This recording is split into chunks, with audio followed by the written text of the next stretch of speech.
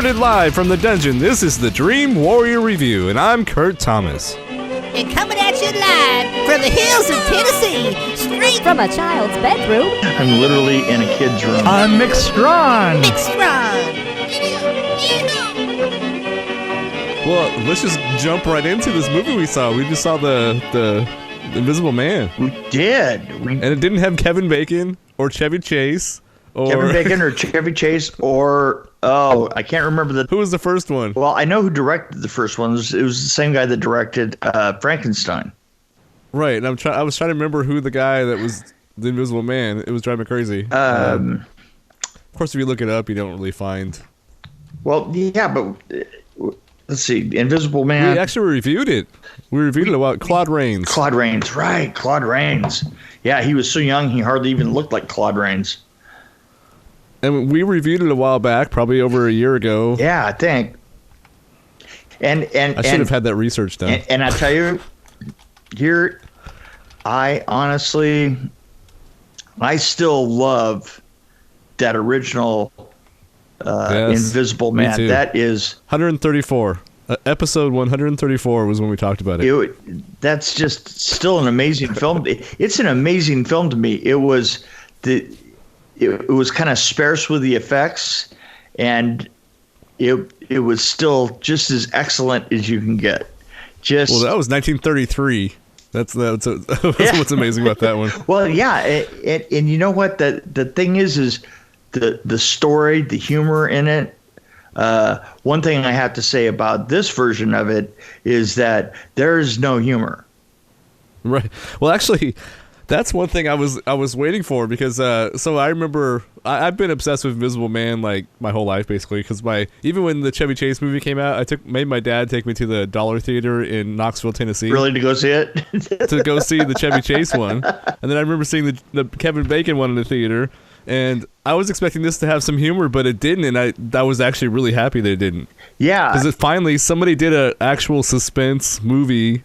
I don't think it was really horror, but it was suspense. Yeah, it was definitely suspense. It's the interesting thing, and the interesting thing about it is that probably I was expecting a little bit of humor somewhere in the beginning, and it started a little bit slow for me because of that. Because I was expecting, because so far it's always had slightly humorous edge.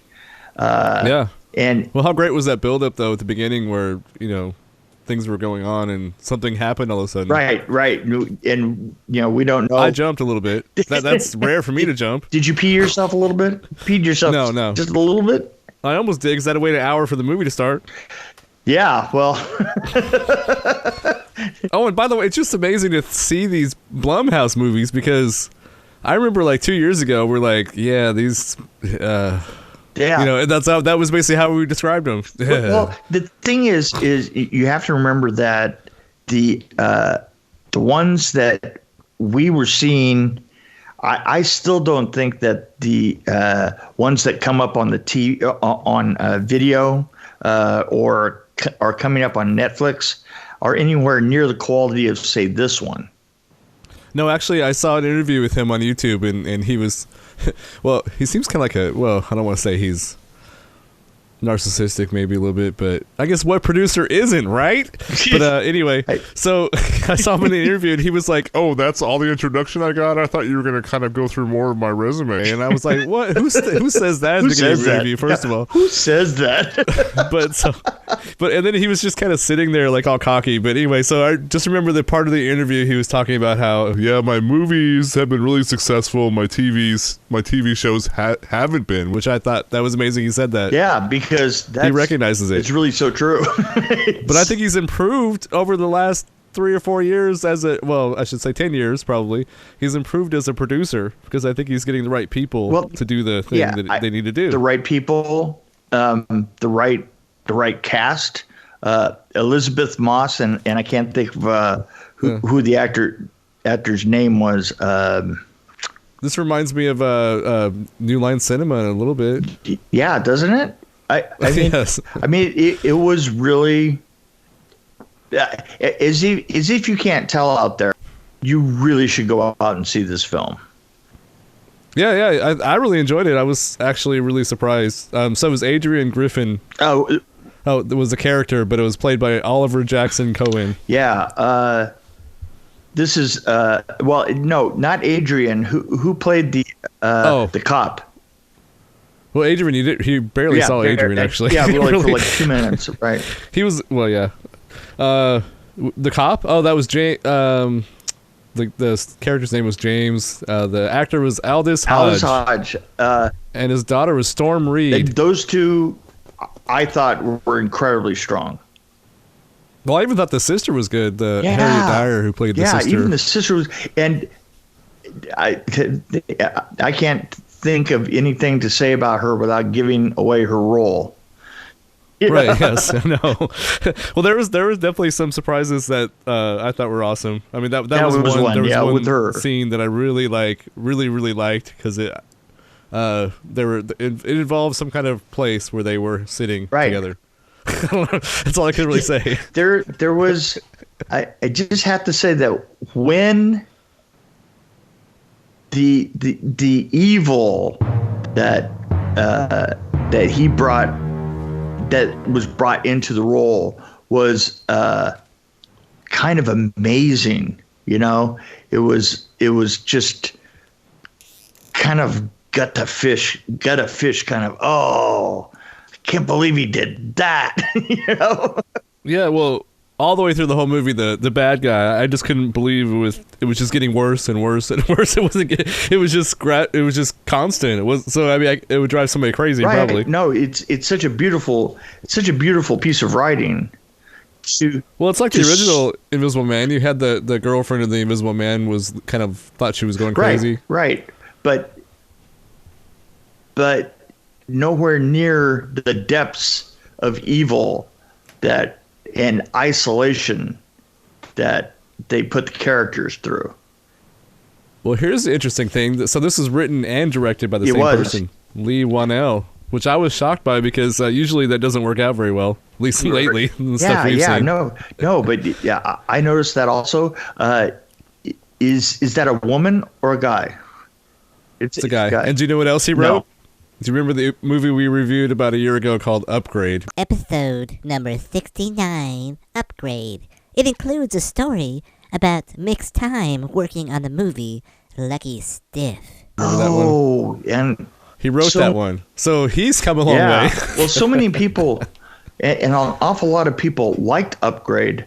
I was not one of them. I did not like that one. I just didn't care about it at all. But he also wrote the Insidious. I think we reviewed The Last Key last year too. Yeah, I think we did. Yeah.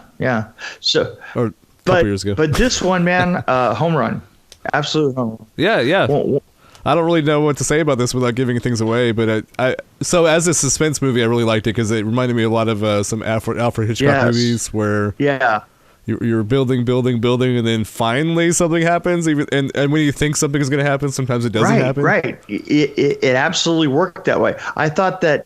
And you don't see the monster. There was a lot of camera work used in it. I don't want to say without effects, but there was a lot of camera work that was implying an invisible man. The only thing I question is I question the use of the tripod. So the killer's point of view. So we see the killer's point of view at one part, and it's very steady, and it's in from a distance. And I was thinking about Jason, of course, and how that was always unsteady, and you could hear him breathing, and like I was just it was an interesting choice to have like a very steady shot with no sound. But at you all. know what? I kind of like the effect because here's what it seemed to do. It seemed to make it whether we didn't know if we were just looking at a pretty picture. We didn't know if we were, right. You weren't sure if he was really there. We weren't sure if he was really there. We weren't sure if it was really his point of view. Yeah, that's right. Yeah, I mean, I can see that. I just. What do you think about the fight scenes?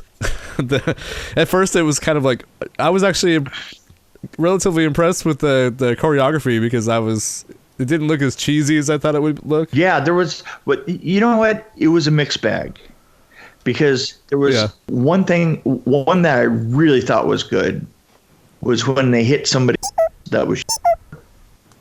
Yes, that was a good hit. I mean, I don't know if it was a camera jerk or what, but man, that was a good hit. It really totally looked right. However, there were scenes in that were not quite as good. Kind of a mixed bag in some of those fight scenes, you know? Well, there was a scene with one of the women in there that was kind of awkward. Yeah. Had a lot of movement up and down. But overall, man, just absolutely chilling. Yeah, it was great. I was kind of kicking myself because we didn't do Fantasy Island, so I'm wondering if that was up to par. Or not. That was another Blumhouse. Yeah. Well, we can always go back. You can always go back. No, you can never go back. Wait. Yeah, but. Well, in this case, maybe you shouldn't go back. But who knows? So. Did you notice there were some things that were in the trailer that weren't in this one? Oh yeah, no. There's only one thing I remember, that the hand in the shower. The hand in the shower. That's like the only one I remember. But yeah, he's the chair where he's sitting. There was a scene where she goes, "Well, he's sitting right in that chair," and that wasn't tied. Yeah. That wasn't tied together, But. We've always talked about that. We've talked about that, that was my job for 10 years.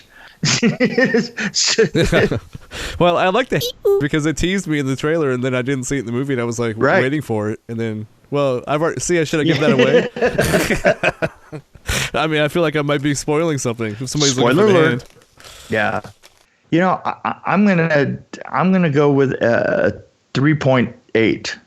I think I'm kind of at a solid 4, actually. Honestly, I was surprised. That was kind of in the back of my mind. Yeah, we could give it a 4, but what can I say? I'm kind of a. I like this more than Get Out. I actually enjoyed this more. Well, yeah, I think my feelings on Get Out, I didn't care. Well, even Us, I enjoyed Us, and I think I enjoyed Us more than you did. So. Yeah, you did. Yeah. I guess that says a lot. I think you did. But this had Elizabeth Moss, who was amazing in like *Handmaid's Tale*. I couldn't even get through the first episode, so it's like. But no, I just I tried to check that show out, but I couldn't. I couldn't hang with it. I love Elizabeth Moss from all the way. I've been a fan ever since she first started in West Wing. Yeah. Yeah. Well, she was in Mad Men, right? She was in Mad Men. I'll never forget the opening scene. I've only seen like 3 episodes of Mad Men, and one of them was the first episode. And the first episode where the doctor's smoking the cigarette and looking at her was kind of amazing. I was like, oh my God. So I am definitely down with all the actors in this. 100%. Everybody was amazing. I think we've said it all. I want everybody to kind of know what I'm doing right now. Yes. I haven't been. You've been very quiet. I know. I didn't get a chance to do any other films. I'm like kind of in a house with people that are sleeping because we have. We're trying to do a film here. We're doing Up All Night. What do you mean you're trying? And you are doing a film. We are doing a film. And it's I've been having like a lot of brain farts, but hopefully in the next couple of days I'll be able to pull this plane up. And so far the footage we've got is absolutely amazing. Now I just need inspiration to hit me like a brick. Well, anybody got a brick? Anybody out there got a brick? So, but this film is going to be a lot of fun. It's going to be absolutely excellent, and I'm tired as hell. Well, I don't blame you. I remember watching. I think I was on Facebook watching Matt Shaw. Right. And he was talking a little bit about it. So I think you have a winner there because of the people that are involved with it, for sure. Oh yeah, Matt Shaw is amazing, and his co-star is amazing. And now I have to bring together a dream world, and it's really hard because it would be really hard if I had an unlimited budget, but that's okay because I haven't got any ideas anyway. So just borrow some money from Jason Brooks. Yeah, I'm pulling it together. Tomorrow will be better. So well, yeah. Anyway, of course, that's what sleep does to you. It helps you refresh. Yeah, and then I made you stay up late to watch a movie. I know, and I'm going to go get some of that. Yeah, I don't blame you. But so I'm going to go back. I don't want to be up all night.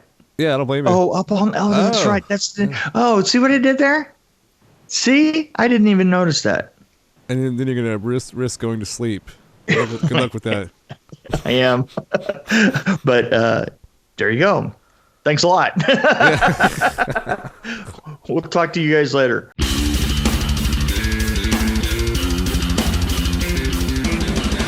Thanks for joining us on the Dream Warrior Review podcast. Don't forget to tell your friends about us, follow us, and, of course, like us. We can be found on Podbean, which is an amazing app, YouTube, Stitcher, Alexa on any pod, iTunes, Google Play. We're on Twitter as well, at DW Review, and, of course, Facebook. You can find us there. You can also email us at dreamwarriorreview@gmail.com.